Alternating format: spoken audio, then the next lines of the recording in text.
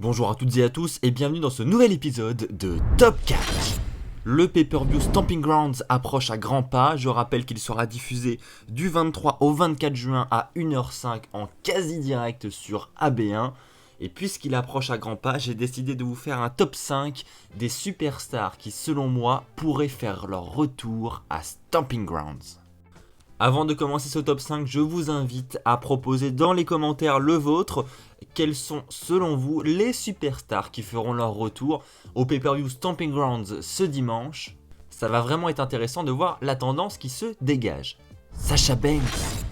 Alors oui, je devais réellement mettre Sasha Banks dans ce classement. On rappelle que Sasha Banks, elle est absente depuis WrestleMania 35, donc ça va faire plusieurs mois maintenant.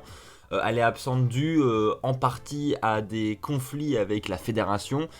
On va être honnête, à l'heure actuelle, on ne sait toujours pas si elle va faire son retour à la WWE. Elle peut aussi attendre patiemment la fin de son contrat pour aller ailleurs. Il y a également des rumeurs évidemment pour la AEW qui pourrait recruter Sasha Banks. Et Sasha Banks qui aurait eu envie d'aller à la AEW après avoir vu à quoi ressemblait le premier pay-per-view. Voilà, il ne faut pas exclure cette possibilité.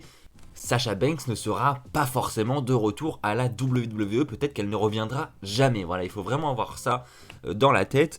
Mais là, je vais partir dans l'optique que Sasha Banks va revenir à la WWE. Et si elle devait faire un retour, je pense que Stomping Grounds pourrait être le lieu parfait. Pourquoi je dis ça? Parce qu'on rappelle qu'elle a perdu à WrestleMania les titres par équipe avec Bayley au profit des Iconics, c'était dans un Fatal 4-Way. Et il se trouve que Bayley, à ce pay-per-view Stomping Grounds, elle a un match de championnat pour le titre féminin de SmackDown, c'est le sien d'ailleurs. Elle va le défendre face à Alexa Bliss. Et donc, je vois bien Sasha Banks réaliser son retour et réaliser un petit heel turn sur Bayley et s'en prendre à son ancienne partenaire. Je pense que non seulement le retour serait marquant parce que voilà, on l'attend depuis très longtemps, mais en plus c'est pour attaquer Bayley, quelque chose d'assez inattendu. Et je pense que la WWE en ce moment a clairement besoin de ce genre de segment qui va attirer l'attention des fans, qui va ramener les fans, surtout pour ce pay-per-view Stomping Grounds où on va pas se mentir, les yeux sont pas du tout tournés vers ce pay-per-view. Je pense qu'il y a plein de fans qui n'en ont clairement rien à faire de ce pay-per-view. Et je pense qu'organiser un segment comme ça, ça permettrait justement d'attirer l'attention des fans et d'en faire un retour marquant. Alors si ça vient à arriver, je ne sais pas comment cela va être mis en place. Est-ce que Sasha Banks va seulement distraire Bayley et lui coûter le titre? Est-ce que Sasha Banks va vraiment intervenir physiquement dans le match et donc causer une disqualification? J'en ai aucune idée, mais j'opterai plutôt pour la méthode Bayley conserve son titre de manière clean. Et après, musique de Sasha Banks arrive, fait la toute mignonne auprès de Bayley, genre câlin, etc. Avant de l'attaquer sauvagement et donc de la trahir quoi, dans un moment vraiment inattendu. Et je pense que c'est vraiment ce que les fans ont envie de voir. Bray Wyatt. Alors je pense que Bray Wyatt, lui, fait vraiment partie des superstars les plus attendues du moment. Du moins, son retour fait partie des plus attendus du moment. On rappelle que Bray Wyatt, il est absent depuis à peu près un an. Il a fait une rapide apparition à Starrcade, c'était en novembre dernier, il me semble. Mais à part ça, il n'est jamais revenu sur les rings de la WWE.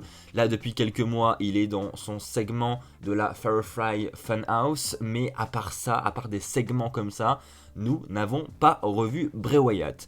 Et donc je pense en effet que Stomping Grounds pourrait être le lieu parfait. Déjà, premièrement, on nous annonçait son retour la semaine dernière à Raw. Nous ne l'avons pas eu.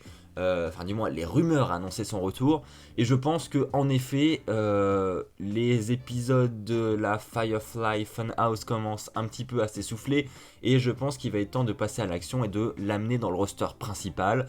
Et vu qu'on a un pay-per-view ce dimanche, quoi de mieux que de le faire débuter en pay-per-view. Comment? Eh ben j'ai envie de vous dire, j'en ai aucune idée. Après une fin de match, je sais pas, commencer une rivalité directe avec quelqu'un. Est-ce qu'il peut pas aller directement vers le titre de la WWE par exemple? Je dis ça, j'en ai aucune idée. Mais imaginons Kofi Kingston, après son Steel Cage match, conserve son titre. Est-ce qu'on ne peut pas avoir les lumières qui s'éteignent et Bray Wyatt qui arrive avec son nouveau personnage, son nouveau gimmick, un personnage vraiment flippant qui fait flipper Kofi Kingston? Voilà, c'est le genre de scénario que je pense totalement envisageable. Et surtout, je pense qu'il est grand temps de ramener Bray Wyatt parce que non seulement il nous manque, déjà pour commencer, non seulement les segments sinon vont commencer à devenir longs toutes les semaines à Raw si ça continue dans cette direction, et puis surtout, les audiences ont clairement besoin d'un personnage comme Bray Wyatt qui peut attirer du monde par sa folie et par ce côté flippant que va apporter ce personnage. Donc clairement, il doit revenir très rapidement et je pense que Stomping Grounds pourrait être le lieu parfait pour Bray Wyatt. Aleister Black. Alors Aleister Black, il n'est pas réellement absent, mais un peu quand même, hein, parce que les seules apparitions qu'il fait dans les shows de la WWE en ce moment, ce sont des segments backstage à SmackDown où il nous dit clairement qu'il attend un adversaire, et comme je l'ai dit dans la review de SmackDown cette semaine sur la chaîne, clairement c'est parce que je pense que les officiels n'ont aucune idée de ce qu'ils veulent faire avec Aleister Black, ils n'ont pas d'adversaire à lui donner, donc du coup ils meublent un petit peu toutes les semaines avec ça, mais je pense quand même qu'ils ont réfléchi à un potentiel adversaire, et que tout cela va nous mener à quelque chose, et j'ose espérer en tout cas que ce sera le cas, et si c'est le cas, moi j'ai pensé à Stomping Grounds, et j'ai pensé à tout simplement faire intervenir Aleister Black, juste après le match de Ricochet. Alors on rappelle que Ricochet, lui, il va affronter Samoa Joe pour le titre des États-Unis. C'est dans un match simple, il a remporté son droit à ce match de championnat à Raw en remportant un Fatal 5-Way. Et donc je vois bien Aleister Black intervenir à la fin du match et tout simplement s'en prendre à Ricochet et commencer ainsi une rivalité Aleister Black-Ricochet. Je pense que déjà pour les audiences ça serait très très bon parce que je pense que tous ceux qui ont suivi NXT savent de quoi les deux sont capables, ce qu'ils vont être capables de faire ensemble. Donc déjà d'un point de vue match ça peut être excellent. Et puis il y a quand même une histoire derrière parce que un peu comme Sasha Banks et Bayley, Aleister Black et Ricochet ces dernières semaines étaient quand même en équipe, ils ont eu des opportunités pour les titres par équipe ensemble, donc ils se connaissaient bien. Et donc là, pareil, on part dans une rivalité entre deux anciens meilleurs amis, j'ai envie de dire, et c'est le genre de truc qui a tendance à marcher dans les rivalités. Donc pourquoi pas mettre ça en place et pourquoi pas Ricochet en tant qu'adversaire de Aleister Black. Moi en tout cas je suis 100% pour. N'hésitez pas vous aussi à me donner votre avis dans les commentaires. Est-ce qu'une rivalité Aleister Black-Ricochet vous brancherait, oui ou non? De plus, je vois réellement Samoa Joe conserver le titre des États-Unis pour ensuite continuer sa rivalité avec Rey Mysterio lorsqu'il sera de retour. Donc j'ai du mal à voir Ricochet gagner le match, et d'un autre côté j'ai du mal à le voir perdre parce que ça reste Ricochet et je pense qu'ils ont vraiment envie de faire quelque chose avec lui. Et justement ce scénario permettrait de faire perdre Ricochet tout en le mettant en avant. Et ça serait vraiment cool, donc j'espère réellement que ce scénario va se produire. Brock Lesnar. Oui, alors là, je pense que clairement, nous pouvons parler de retour en ce qui concerne Brock Lesnar, parce que nous l'avons beaucoup vu ces dernières semaines, on va pas se mentir là-dessus, il a été très présent, waouh, bravo, très très rare.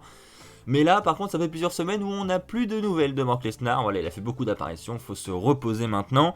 Et je pense qu'il pourrait par contre revenir du côté de Stomping Grounds, parce qu'on rappelle qu'il est Mr. Money in the Bank et que c'est un petit peu son rôle, c'est de faire peur aux champions et de dire hé les gars, n'oubliez pas, je suis là, j'existe, j'ai la mallette, je peux te prendre ton titre à n'importe quel moment. Et je pense que les officiels pourraient organiser ce genre de segment pour Stomping Grounds. Alors moi par contre je suis vraiment convaincu, mais alors convaincu, que Brock Lesnar n'encaissera pas sa mallette sur Seth Rollins et qu'il l'encaissera sur Kofi Kingston. Voilà, je pense que ils vont donner le titre à Brock Lesnar. Pas tout de suite, je pense pas, je pense qu'ils vont réellement attendre, mais je pense que d'ici cet automne, Brock Lesnar mettra les mains sur le titre de la WWE avec et grâce à cette mallette. Pourquoi? J'ai envie de vous dire tout simplement le passage de SmackDown sur la Fox. J'y crois dur comme fer et je suis persuadé que Brock Lesnar sera champion de la WWE au moment du passage de SmackDown sur la Fox. Mais en attendant, je pense que c'est possible d'avoir Brock Lesnar à Stomping Grounds faire une apparition du côté de Seth Rollins et lui dire hey mec, je suis là. Et voir avoir un segment où carrément Brock Lesnar l'attaque et met vraiment Rollins à terre, mais ne décide toujours pas d'encaisser sa mallette. Voilà, je pense qu'ils vont insister lourdement là-dessus pendant de nombreuses semaines. Et je pense en effet que Brock Lesnar ne l'encaissera pas au final, mais qu'il sera là. Ronda Rousey. Alors Ronda, notre ancienne championne féminine du côté de Raw, était à WrestleMania. Elle a défendu son titre face à Becky Lynch et Charlotte Flair dans un match triple menace. Elle a perdu le match et depuis ça, eh bien, nous ne l'avons plus revue. Elle est partie se reposer chez elle. Elle est partie faire une pause. Elle avait également comme projet de fonder une famille avec son petit copain. Mais je tenais à la placer dans ce top 5, même si je suis d'accord avec vous, ça risque d'être compliqué je pense de voir Ronda Rousey apparaître à Stomping Grounds, mais néanmoins ça ne reste pas impossible de mon point de vue. Je voudrais déjà préciser que Ronda Rousey était présente cette semaine aux enregistrements de SmackDown. Elle aurait tourné quelque chose avec les Force Women dans les backstage pour le WWE Network, on imagine. Donc voilà, déjà, elle était pas très loin des officiels de la WWE cette semaine, donc premier indice, même si je suis d'accord avec vous, ça ne veut pas forcément dire grand chose, ça peut être seulement pour tourner un truc pour le network et puis basta, clairement. Maintenant, je me dis que les officiels ont quand même envie de monter leurs audiences, qu'ils ont envie de augmenter la qualité de leur show, et pour ça, clairement, Ronda Rousey, c'était un gros personnage de la WWE, elle avait une grande place. Et je me dis à l'approche de SummerSlam, surtout qu'il y a eu des rumeurs et des news comme quoi les officiels réfléchissaient à faire revenir des légendes, etc. pour SummerSlam afin d'en faire un gros pay-per-view avant le passage sur la Fox. Pourquoi pas le retour de Ronda Rousey et pourquoi pas un retour à Stomping Grounds où on pourrait commencer à nous teaser un match 1 contre 1, un match revanche entre Becky Lynch et Ronda Rousey pour le titre féminin de Raw. Franchement, ça aurait vraiment de la gueule. Et puis, surtout, ce match 1 contre 1, Becky Lynch, Ronda Rousey, tout le monde veut le voir. Tout le monde voulait le voir et je pense que les gens ne l'ont pas eu et le veulent encore. Puisque Charlotte Flair s'est un peu incrustée, comme beaucoup l'ont dit dans le match à WrestleMania. Et en attendant, on n'a toujours pas eu notre 1v1 et ça serait l'occasion de le faire à SummerSlam. Je sais pas ce que vous en pensez, mais moi, je trouve que ça aurait clairement de la gueule. Bon ok, il y a mon côté un peu fan de Ronda Rousey là-dedans, mais ça serait cool quand même, hein. Voilà, c'est ainsi que s'achève ce top 5 des superstars qui, selon moi, peuvent faire leur retour à Stomping Grounds. J'espère réellement que cette vidéo t'a plu. Si c'est le cas, n'hésite pas à lâcher un pouce bleu, n'hésite pas à t'abonner et activer la petite clochette pour ne pas rater les prochaines vidéos qui sortiront sur la chaîne.